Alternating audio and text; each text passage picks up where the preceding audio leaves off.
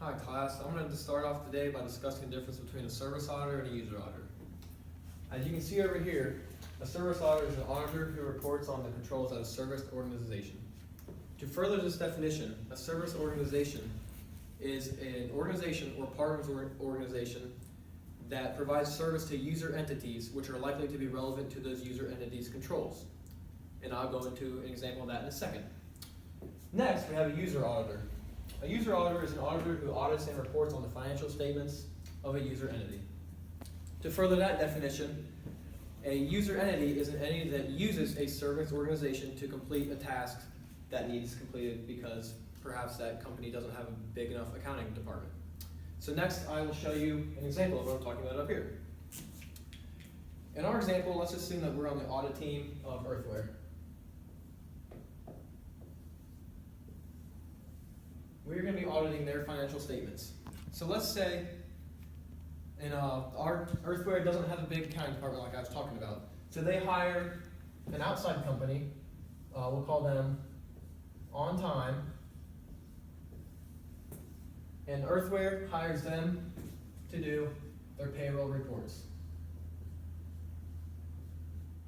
So would anyone like to come up here and tell me from the definitions which type of auditor we are and which type of organization is which on the screen? Chris.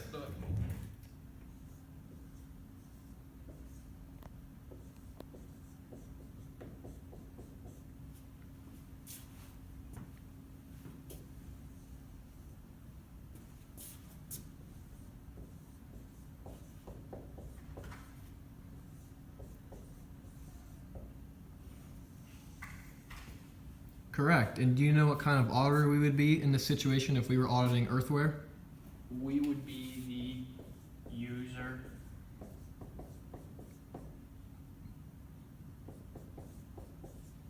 Correct, because the user auditor is an auditor who audits and reports the financial statements of a user entity, which we see there is Earthware. Hello class. Today we're going to talk about the Service Organization of Controls, two different reports that are from the AICPA. First, we have SOC number 1. It's a report on controls and a service organization relevant to user entities' internal control over their financial reporting. Now, SOC 1 has two different types. Type 1 is a report of fairness of the presentation of management's description of the service organization and the suitability of the design of controls to achieve a related control objectives. And now type 2 is the same definition as type 1, however it includes testing the controls of the company, the service organization, operating effectively. Now SOC 2 is a report on controls at a service organization relevant to many different factors, including but not limited to security, availability, processing integrity, confidentiality, or privacy. Now, SOC 2, like SOC 1, both has two types. Type 1 is report on management's description of a service organization system and the suitability of the design controls, very similar to Type 1 in SOC 1. Type 2 in SOC 2 is very similar to Type 2 in SOC 1 as well. It is report on management's description of a service organization, system and suitability of the design and controls, and also a test of controls on how well the company is operating effectively. All right, class. The AICPA says that peer review is very, very important, especially to the service organization controls. Does anybody know what peer review is?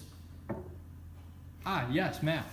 I think peer review is the evaluation and giving feedback to someone else's work. And the goal of peer review would be to probably reduce errors, kind of make sure it flows well and there's no blatant errors in there. Great. Do you know why it would be important? Do you know why the AICPA would want to put peer review into the controls? I think peer review might help with the credibility of it. So, because if someone else peer reviews it, it kind of makes two people with two eyes on it, so it makes it more credible.